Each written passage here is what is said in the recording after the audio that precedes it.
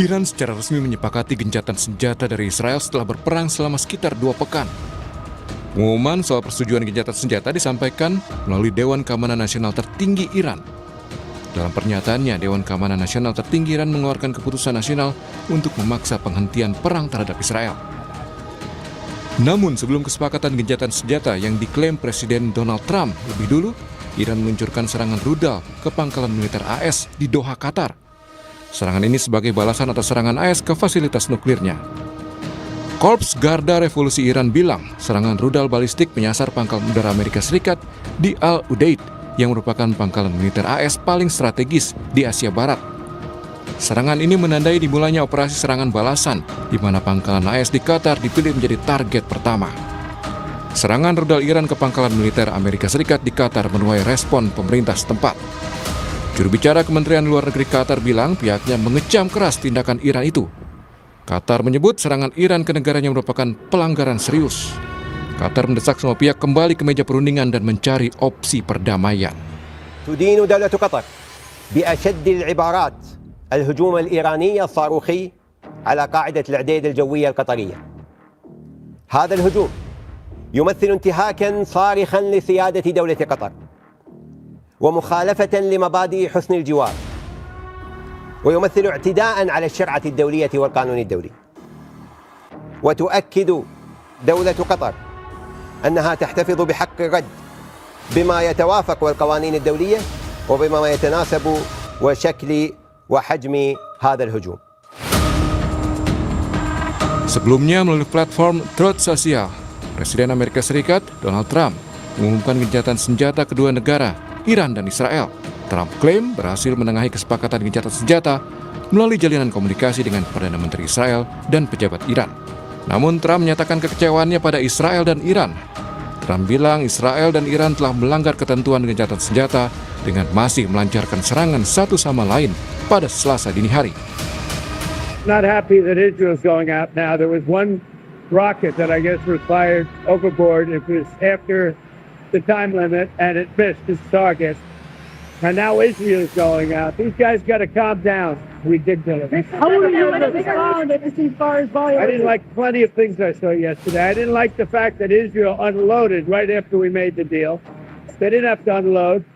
And I didn't like the fact that the retaliation was very strong.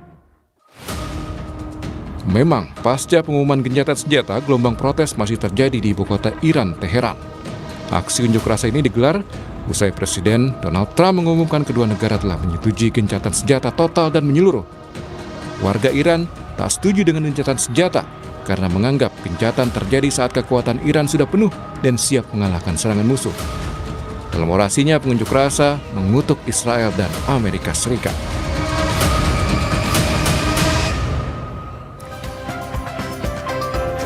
Saudara, soal gencatan senjata Iran-Israel yang paling penting adalah bagaimana benar-benar menghentikan perang kedua negara. Kita akan ulas bersama pengamat geopolitik dan juga hubungan internasional yang juga pernah menjabat sebagai Dubes RI untuk Iran 2012-2016, Dian Wirengjurit dari sambungan Zoom. Selamat pagi Pak Dian.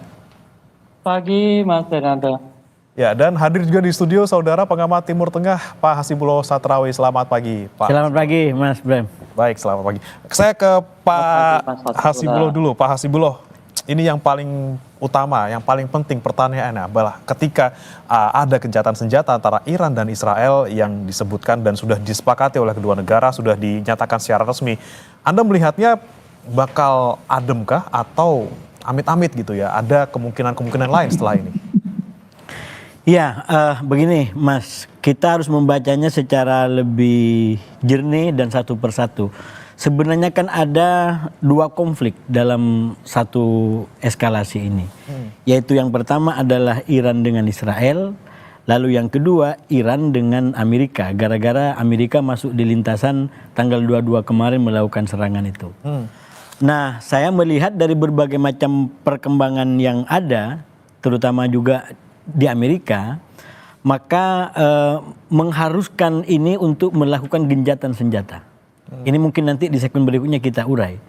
Karena misalkan salah satu dampak kepada kepentingan politik dalam negerinya Amerika tidak tanggung-tanggung. Ini akan betul-betul menimbulkan efek domino. Kalau ini lanjut di antara Iran dengan Amerika. Nah, oleh karena itu saya melihat posisi Amerika sendiri dengan Donald Trump yang memang politiknya zigzag ya, berada pada kondisi di mana dia membutuhkan genjatan senjata ini. Jadi saya mengamatin ini sudah mendekati 24 jam semenjak jam 7 waktu setempat kemarin diumumkan diberlakukan, atau jam 11 siang kurang lebih waktu Indonesia Barat.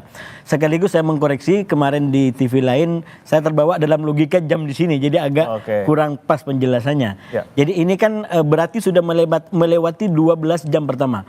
12 jam pertama berarti itu antara jam 11 siang di kita sampai jam 11 malam. Itu 12 jam pertama.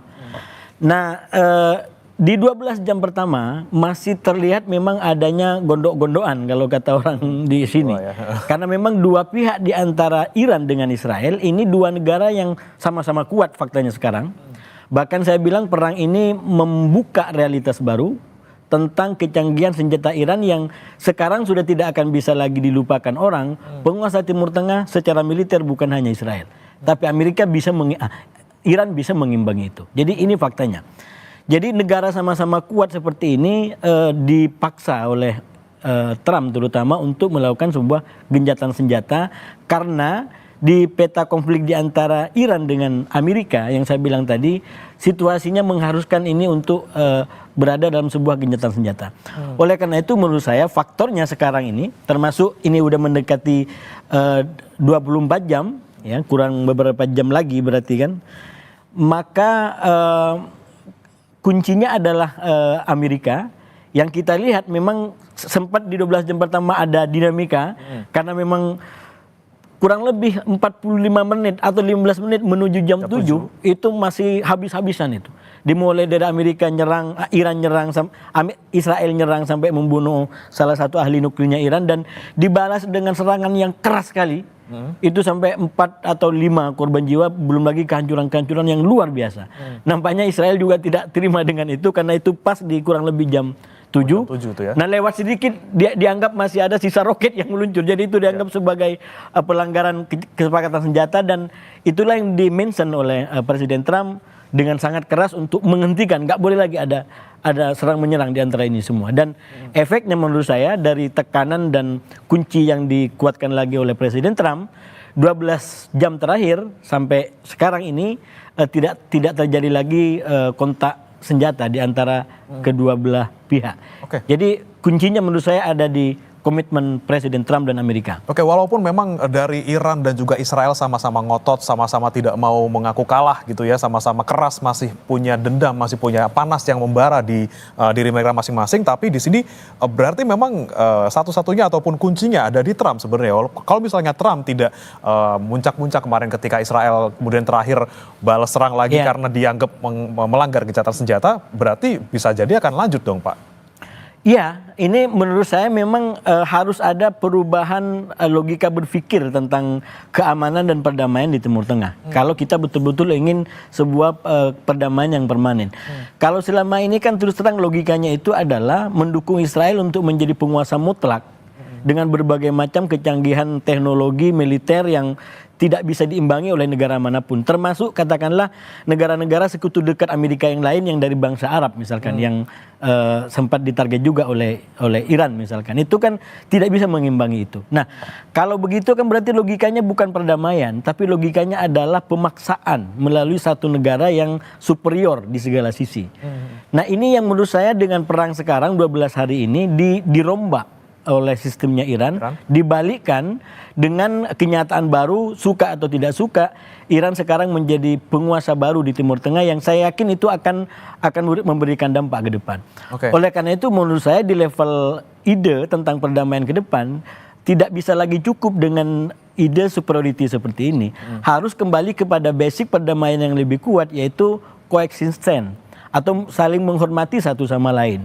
Nah ini yang menurut saya harus betul-betul ditumbuhkan ke depan, bukan lagi satu negara dijunjung setinggi-tingginya, diangkat setinggi-tingginya, lalu yang lain tidak diberikan kemampuan untuk jangankan menyamai, mendekati saja tidak dimungkinkan. Nah ini kan kalau kita punya desain gitu, kalau kata salah satu pejabat di Iran, mungkin infrastruktur nuklir Iran bisa dihancurkan, tapi ilmu yang sudah mereka kuasain itu tidak akan bisa dihalangi. Jadi ini realitas baru yang menurut saya kita harus adaptasi dengan ini semua. Di sini Iran juga ada kesempatan untuk menunjukkan bahwa ya saya juga punya power di sini dan bukan satu-satunya Israel yang punya di wilayah Timur Tengah ini. Kemudian saya ke Pak Dian Wirangjurit. Pak Dian, Anda melihat memang di sini kata Pak Hasibullah tadi adalah peran Amerika Serikat sangat besar, terutama Presiden Trump untuk bisa menghentikan serangan antara kedua negara.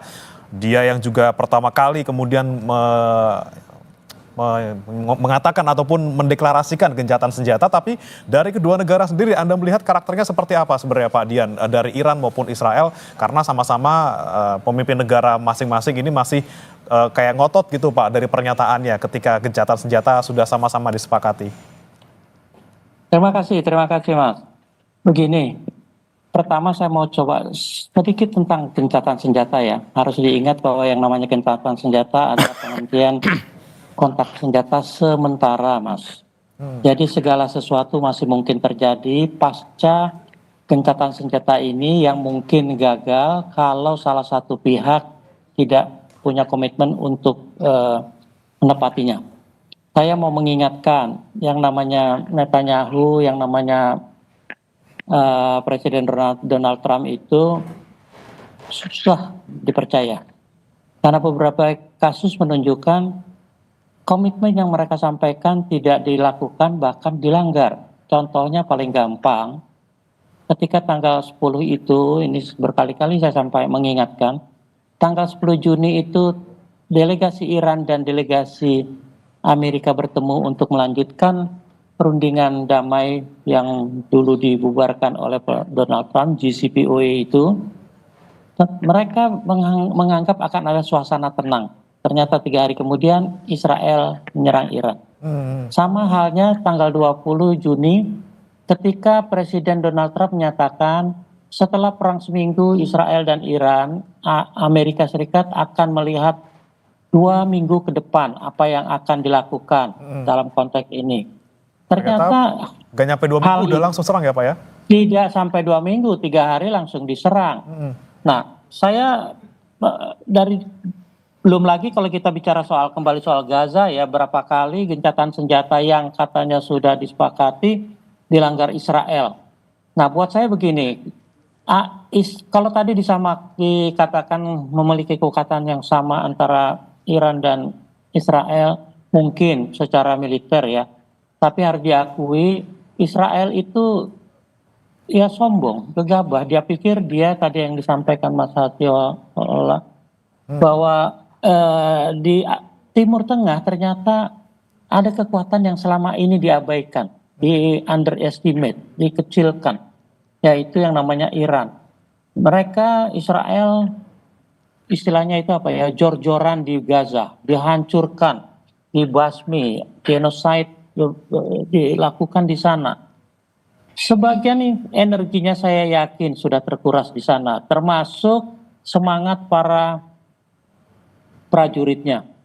Nah, sekarang mencari medan baru, medan laga baru dengan mengusik Iran yang selama ini sudah menahan diri dengan serangan mendadak. Dan saya tidak heran kalau balasan Iran akan sangat frontal dan total. Dan sekarang terbukti praktis Israel itu sudah tidak berkutik kok. Israel itu kan tidak akan bisa bertingkah atau menganggap diri paling hebat di Timur Amerika Tengah ya Pak? tanpa Amerika. Sama sekali tidak. Nah, itu yang dilupakan oleh Israel, seakan-akan Amerika itu ya mungkin dianggap dewanya, mungkin dianggap induk semangnya, terserah, tapi yang pasti sekarang dia mendapatkan pelajaran. Nah, saya mau mengingatkan begini, kembali kepada tadi perkataan ceasefire tadi. Di Amerika sudah sejak lama beredar karena dia selalu menganggap negara lain itu sebagai apa ya, tidak akan mampu menghadapi dia. Ada poster yang selalu beredar itu. Trust no one, artinya jangan percaya siapapun. Artinya dia harus mampu dengan kekuatan sendiri mengatasi apapun yang terjadi di dunia. Ya. Tapi coba kita kembalikan ke mereka, khususnya kepada presiden yang namanya Donald Trump. Trust no one, saya tidak pernah percaya yang namanya kata-kata Donald Trump termasuk dalam konteks Timur Tengah. Terima kasih. Oke, jadi kalau melihat karakter dari Israel dan juga Amerika Serikat, ini ada kemungkinan amit-amit gitu ya Pak, ada pelanggaran dalam gencatan senjata ini oleh mereka? Saya bukan mendahului, tapi yang pasti Iran tentunya tidak akan diam saja dengan kata-kata yang memukau itu, yang menidurkan itu. Saya pikir Iran tetap akan siap sedia begitu Israel atau Amerika melanggar, dia akan pasti lebih siap. Karakter Iran, tadi ditanyakan karakter Iran. Karakter sebuah peradaban Persia yang ribuan tahun sudah terbukti daya tahannya menghadapi serangan berbagai pihak sampai kepada Alexander Agung misalnya. Memang Iran mengalami pasang surut, kalah menang, tapi sebagai wakil dari peradaban Persia itu Iran tidak akan membiarkan negaranya dihancur lantakan seperti Gaza. Ya. Berbeda sekali. Oke. Walaupun memang tadi Anda bilang bahwa tidak mau mendahului, tapi kemungkinan bakal ada gitu ya, mungkin ada pergerakan ataupun pelanggaran gencatan senjata. Tapi apakah kemudian bisa kita nilai bahwa gencatan senjata antara dua negara ini rapuh atau tidak? Sementara memang kalau kita lihat di sini ada kepentingan yang sangat banyak, baik dari Amerika maupun sekutu-sekutu dari masing-masing Iran maupun Israel. Nah, ini apakah cukup untuk bisa membuat gencatan senjata ini bertahan? Kita akan bahas setelah ini. Bapak-bapak tetap bersama kami di Sapa Indonesia Pagi. Kembali di Sapa Indonesia Pagi, saudara, masih membahas terkait bagaimana kemudian kemungkinan gencatan senjata antara Iran dan juga Israel ini membawa perdamaian di antara kedua negara. Tadi pertanyaan terakhir terkait dengan apakah bisa dibilang sebenarnya gencatan senjata ini rapuh karena ada karakteristik tersendiri dari Amerika dan juga Israel, atau justru malah sebenarnya kuat? Saya mau ke Pak Hasibullah dulu. Bagaimana Anda melihatnya ketika banyak kepentingan dari Amerika Serikat sendiri, kemudian kepentingan dari Iran juga, kepentingan dari negara-negara sekutu masing-masing negara yang memang kalau nggak gencatan ya amsyong gitu ya di semua sisi, di semua sektor gitu. Persis. Anda melihatnya mana yang paling kuat nih? Apakah karakter kedua negara ini yang kemudian kemungkinan amit-amit bisa melanggar gencatan senjata, atau kepentingan lainnya dari negara-negara sekutu maupun dari Amerika sendiri yang bisa membuat gencatan senjata ini jadi kalau damai gitu? Bagi saya sendiri, Mas, dalam kenyataan Israel yang seperti sekarang terutama, itu Amerika sendiri kalau mungkin bukan Trump juga masih diabaikan sama Israel. Kita lihat di zamannya Joe Biden yang tadi disampaikan oleh Pak Dian, itu berapa kali Joe Biden dibikin kecele istilahnya. Udah diumumkan gencatan senjata. Netanyahu nggak pernah mau tunduk. Jadi memang di level Israel sendiri mungkin hanya Trump yang bisa menjinakkan, yang bisa memaksa dia untuk ikut dalam skenario dia. Kalau Iran sebenarnya kan secara prinsip istilahnya dari kapan aja bisa gencatan senjata, karena logika dia adalah logika bertahan. Jadi kalau lawan berhenti, kami akan berhenti. Kami juga nggak cari masalah. Jadi artinya kata orang Jawa, sak waya-waya dia bisa gencatan senjata, karena dia bukan mengganggu, ya, dia diganggu gitu. Dia bertahan itu. Nah, oleh karena itu saya nyambung ke yang disampaikan Mbak Dian tadi, kalaupun memang sekarang timbul keseimbangan baru dengan kemunculan Iran ini, menurut saya memang kalau dibaca secara statistik ya kemenangannya bukan dalam pengertian absolut, kemenangannya ini Israel berapa, Iran berapa, bukan. Tapi ini lebih karena Iran kadung di underestimate. Dan ternyata dia bikin perlawanan luar biasa sampai detik-detik terakhir. Walaupun secara kekorbanan luar biasa di Iran banyak gitu, termasuk ahli-ahli nuklir, ulama-ulamanya, termasuk pemimpinnya itu kan luar biasa gitu. Dan itu bagi orang yang baca sejarah Iran, istilahnya Iran sudah terbiasa kehilangan tokoh-tokoh utamanya dibunuh oleh Israel. Dan itu tidak akan melemahkan tapi justru menguatkan. Kalau udah biasa perang, sudah biasa jiwa berjuang dan berperangnya sudah dari dulu gitu ya. Persis gitu. Nah, saya justru melihatnya begini dalam konteks lagi-lagi yang Iran di underestimate terutama oleh Israel. Ini menjadi istilahnya saya sampaikan dulu di sini itu ketika Israel melakukan serangan ini kan minimal 4 yang dia bisa amankan ambisinya Netanyahu. Katakan mengamankan ancaman Iran, kemudian dia bisa memenangkan pertarungan di Gaza, lalu dia mendapatkan posisi kuat lagi dalam negerinya, dan mungkin dapat empati di tingkat global dari negara-negara Eropa yang selama ini sudah mulai bikin jarak. Nah kalau dibaca per hari ini, bisa jadi petanya terbalik ini. Dengan ternyata perlawanan dan kemampuan Iran yang seperti sekarang, bisa jadi justru 4 hal ini justru menggerus kepentingannya Netanyahu sendiri. Sekarang soliditas di Israel mungkin juga malah semakin rapuh dengan kondisi dalam tanda kutip dipermalukan. Ya. Ini kan petanya hari ini berbeda. Di Iran itu adalah peta atau aura kemenangan karena memang dia bisa bertahan dari serangan itu. Sementara di Israel ini aura kekalahan. Dia tidak pernah mengalami kehancuran seperti ini. Itu akan menjadi tekanan tersendiri bagi Netanyahu yang dalam kasus Gaza aja dia tidak bisa selamat dari tekanan-tekanan dalam negeri. Oke. Belum lagi dari katakanlah dari internasional. Itu memang beberapa negara sempat kayak mulai lirik lagi Israel, tapi ini gencatan senjata lebih cepat dan beberapa negara yang lain tetap keras, terutama Spanyol misalkan itu keras sekali sama Israel gitu. Jadi saya justru melihat justru dengan begini kondisi Israel yang asalnya 4 diharapkan dia dapat, justru bahasanya sampean tadi jadi amsyong ini. Yang 4 ini bisa nggak menjadi sesuatu, dan itu ya istilahnya Netanyahu yang memulai, dia harus bertanggung jawab terhadap apa yang sudah dia lakukan. Dia akan menghadapi itu menurut saya ke depan. Oke, mungkin kita kembali lagi ke Pak Dian. Pak Dian, terkait dengan tadi ya, ceasefire ini apakah memang benar-benar kuat gitu ya, walaupun ada karakter dari Amerika dan juga Israel yang tidak bisa kita abaikan. Dengan mungkin kepentingan Amerika Serikat yang kalau misalnya amit-amit ini berlanjut terus, ekonomi saya juga bakal anjlok nih. Kemudian juga kemarin kan saya baru dapat mau diusulkan penerima Nobel oleh Pakistan gitu kayak. Nah, Anda melihat gencatan senjata ini tuh bagaimana Pak? Apakah akan kuat dengan adanya kepentingan-kepentingan terutama dari Amerika Serikat atau seperti apa? Terima kasih. Nah, begini, saya ini menarik, melanjutkan Mas Hasibullah juga ini. Sebenarnya semuanya simpel kok. Dari pengalaman sejarah ya.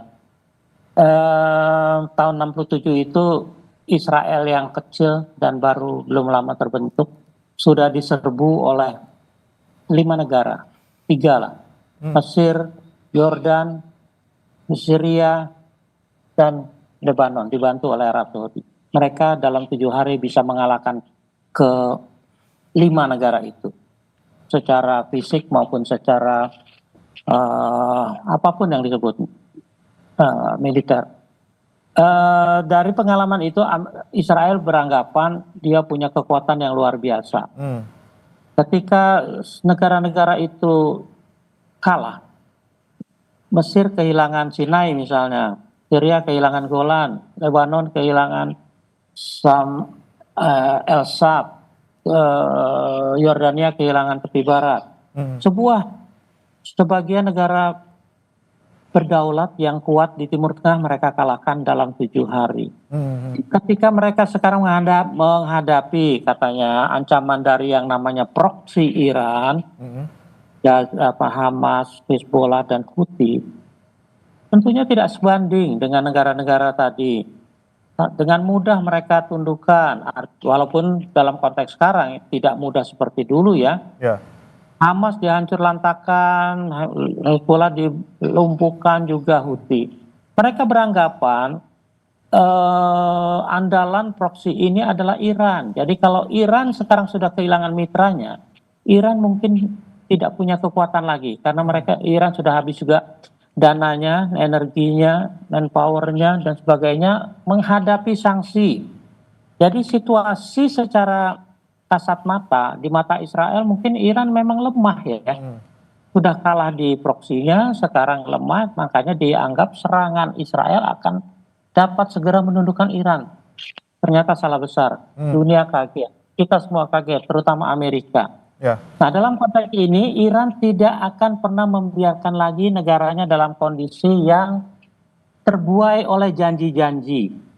Makanya kembali ke pertanyaan Mas Bernard tadi, ceasefire masih tahap awal, masih terlalu dini untuk melihat apakah ceasefire ini akan berlangsung lebih lama dari yang diharapkan.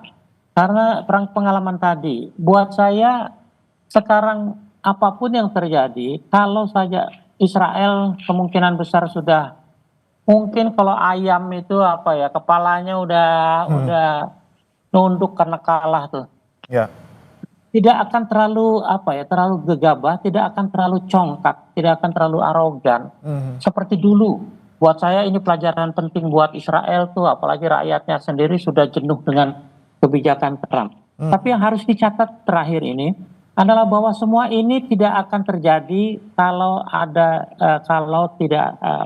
tidak akan terjadi kalau saja tidak ada tokoh-tokoh seperti yang namanya Netanyahu dan Trump.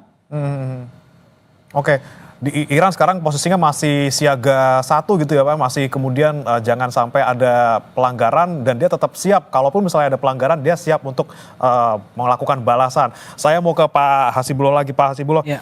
Anda melihat kalau ketika sudah ceasefire, walaupun terakhir memang Iran kemudian menyerang Qatar walaupun di pangkalan militer Amerika Serikatnya. Anda melihat peta Timur Tengah ketika ada serangan dari Iran di wilayahnya Qatar, kemudian bagaimana hubungannya dengan negara-negara lain ya seperti Arab Saudi, Uni Emirat Arab. Ini apakah menjadi satu langkah yang dalam tanda kutip salah untuk posisi Iran di Timur Tengah sendiri? Iya, saya rasa memang peta kekuatan di antara Iran dengan Amerika itu butuh segmen tersendiri itu Mas Buktinya. Ini kan semua yang kita bicarakan adalah peta kekuatan di antara Iran dan Israel. Itu oke, cukup sampai di sini. Bagaimana Iran dengan Amerika? Menurut saya memang secara analisa saya bisa sampaikan Iran butuh kalkulasi lebih lanjut. Dan bentuk kalkulasinya itu makanya dia datang ke Rusia untuk memastikan kira-kira backupnya ini seperti apa. Nah saya menduga pertemuan dengan Vladimir Putin itu tidak terlalu mendukung untuk perang total dengan Amerika. Sekali lagi Amerika kalau bagi Iran itu nggak ada bedanya dengan Israel. Malah selalu dikatakan Amerika itu setan besar, kemudian Israel itu setan kecil. Itu doktrinnya mereka begitu dalam konteks memetakan lawan-lawannya gitu. Nah ketika melakukan serangan seperti ketiga fasilitas nuklir tadi, saya yakin Iran juga mengkalkulasi apa yang mau dilakukan. Nah saya menduga mungkin pertemuan dengan Putin itu tidak terlalu mendukung untuk perang total. Karena itu lalu kemudian mulai saya menduga memang Iran sendiri memberikan harapan tentang gencatan senjata terutama dengan Amerika ini. Karena itu di dalam peristiwa-peristiwa selanjutnya, sekali lagi setelah dibaca sekarang ya, kalau sebelumnya agak terkaget-kaget kita membaca perkembangan detik demi detik. Misalkan waktu ketemu dengan Vladimir Putin, lalu kemudian setelah itu ada kejadian nyerang Qatar. Saya waktu itu sempat menduga ini akan perang lebih besar lagi, ternyata setelah itu Trump umumkan gencatan senjata. Nah, dari semua peristiwa ini menurut saya bisa kita ambil kesimpulan awal beberapa. Salah satunya adalah bahwa memang ya Qatar itu saya menganggap sebagai serangan penutup yang mungkin dikompromikan agar di antara Iran dengan AS ini tidak lanjut perangnya. Oke. Nah, kenapa Qatar sedikit lah ya? Iya, kenapa Qatar dipilih? Karena itu yang dalam tanda kutip lebih mendekati harga kesalahannya dari yang sudah dilakukan oleh AS dengan menyerang langsung 3 fasilitas nuklir Iran. Dan formula di dalamnya kan sudah dalam tanda kutip sudah terencana dengan baik, walaupun itu udah nyampe ke pangkalan, tidak ada yang jadi korban. Jadi Amerika juga bisa punya alasan untuk tidak terus balas-membalas karena ya kerugiannya juga tidak terlalu besar. Cuman saya melihat yang kedua begini juga Mas, kalau seumpamanya Iran lanjut dengan serangan terus membabi buta kepada pangkalan-pangkalan militer Amerika di Timur Tengah ini, saya khawatir justru Iran terjebak lebih dalam skenario-nya Netanyahu. Oke, jadi udah kecemplung dikit gak apa-apa nih, udah narik. Ya, skenario Netanyahu kan begini sebenarnya. Netanyahu itu maunya kalau bisa yang berperang lawan musuh-musuhnya adalah Amerika. Jadi Israel di dalam aja nggak perlu keluar senjata gitu. Jadi Amerika aja yang perang. Itulah krisis Irak gitu. Ya. Dia yang mulai soal isu nuklir, lalu kemudian diproses oleh Amerika yang hancur-hancuran, babak belur, berlama-lama, Israel yang menang, yang enak di dalam gitu. Saya juga menduga perang sekarang ada arah ke sana. Karena itu dengan berbagai macam cara Netanyahu nari Trump untuk masuk. Dan di satu fase seakan-akan kita baca Trump masuk dalam skenarionya Netanyahu. Yaitu ketika nyerang Iran kan, itu berubah langsung. Wah, tapi ini Netanyahu juga nggak mudah dipegang, karena itu Trump nggak mudah dipegang. Tiba-tiba dia bikin umum kan gencatan senjata begini. Jadi itu betul-betul membalikkan skenario yang ada. Sempat terjebak, kemudian skenario malah kemudian kalau seumpamanya Iran gara-gara sudah diserang Amerika lalu dia nyerang seluruh pangkalan, yang akan diuntungkan adalah Netanyahu. Kenapa? Karena minimal Iran akan menjadi common enemy baru. Yang awalnya sebelum serangan Amerika common enemy-nya adalah Israel, karena dia sebagai sumber instabilitas. Kalau Iran lanjut, nyerang Bahrain, nyerang Qatar, nyerang Arab Saudi, nyerang Turki, nyerang Irak, semua ini diserang. Satu, itu sudah pasti dipastikan melanggar yang namanya kedaulatan negara lain. Oke, jadi Amerika sudah sadar di tepat di waktunya nih Pak. Kenapa? Amerika sadar di waktu yang pas ini mungkin ketika mungkin terjebak dalam skenario-nya. Kalau mau baca Israel. Amerika sebenarnya itu banyak elemen yang harus dibahas, termasuk dampak kepentingan politik dalam negerinya. Dan juga latar belakang katakanlah Trump sendiri yang saya menganggap dia terjebak sekarang ini di antara karakter aslinya yang keras dengan karakter kampanye yang diharapkan untuk menjadi penyelamat perang gitu. Kan kalau kita baca Republik, katakanlah selama ini seperti Bush junior dan senior kan karakternya kita kenal keras. Jadi Trump agak mirip-mirip di situ. Tapi kan harus dipahami Trump ini menjadi presiden, salah satu kampanyenya adalah karena dia ingin menghentikan perang. Jadi dia ingin menjadi kayak semacam antitesa daripada Biden yang waktu itu dijebak oleh Netanyahu untuk berperang terus gitu. Nah, oleh karena itu saya melihat justru dengan melakukan perubahan ini menjadi tidak masuk dalam skenarionya Netanyahu, dia bikin skenario sendiri, maka yang pertama dia akan kembali pada kepentingan dalam negerinya Amerika, terutama dengan gerakan ekonominya yang MAGA itu, sehingga dia bisa wujudkan janji-janji kampanyenya, dan itu menurut saya nyambung dengan kepentingannya Iran yang sudah menampakkan kedaulatannya dan kebesarannya di kawasan. Oke, baik, saya ke Pak Dian. Ini terakhir Pak Dian, Anda melihat tadi pernyataan Pak Hasibullah, sebenarnya ada skenario yang kemudian tidak diikuti oleh Amerika Serikat, seperti itu ya Pak ya. Kemudian apakah memang ini kemudian bisa menguntungkan ke semua pihak, baik Amerika Serikat, kemudian Iran maupun misalnya di Israel juga, walaupun Israel di sini juga kelihatannya agak rugi gitu ya Pak ya, dan bisa kemudian mendorong ke perdamaian sebenarnya. Terima kasih. Saya setuju sekali sama Mas Hasibullah.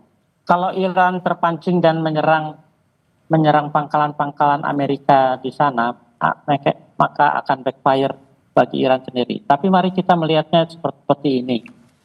Apa sih, berapa banyak sih pangkalan Amerika? Banyak memang.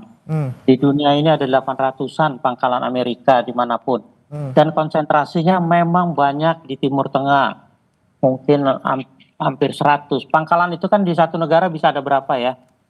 Seperti dulu di Syria atau segala macam. Itu pangkalan Amerika itu kayak di Jepang sekarang yang damai aja. Ada 9, di Korea ada 9, di Jepang ada 14, di Korea 9, di Filipina 8 begitu ya. Di tempat-tempat yang tidak ada apa-apa aja pangkalannya dipertahankan dengan kesiagaan. Apalagi di kawasan yang namanya hotspot. Timur Tengah salah satu hotspot tradisional.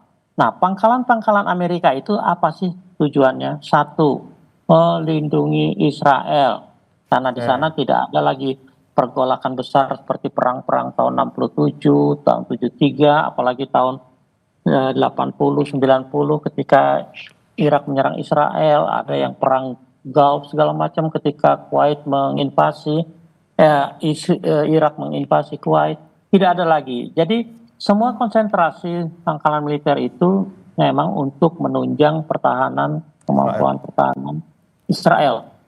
Dan karena doktrina Israel memang mengikuti induknya untuk coba-coba ofensif, sementara tadi dikatakan secara benar oleh Mas Hasiholo bahwa Iran itu pada dasarnya defensif. Jadi Iran sebenarnya tidak terlalu memikirkan urusan itu, urusan Israel. Sampai ketika kepentingan nasionalnya, territorial integrity-nya diganggu oleh Israel. Nah, kalau sekarang Iran berani mulai menjawab serangan Amerika dengan menghancurkan pangkalan militer di Qatar, itu bukan tanpa alasan. Pangkalan militer di Qatar itu pangkalan pusatnya karena serangan Israel dan Amerika selama ini dilakukan lewat udara karena memang itulah cara satu-satunya. Makanya nomor satu menjadi sasaran adalah Qatar, dan saya yakin Qatar sama Iran itu hubungannya baik.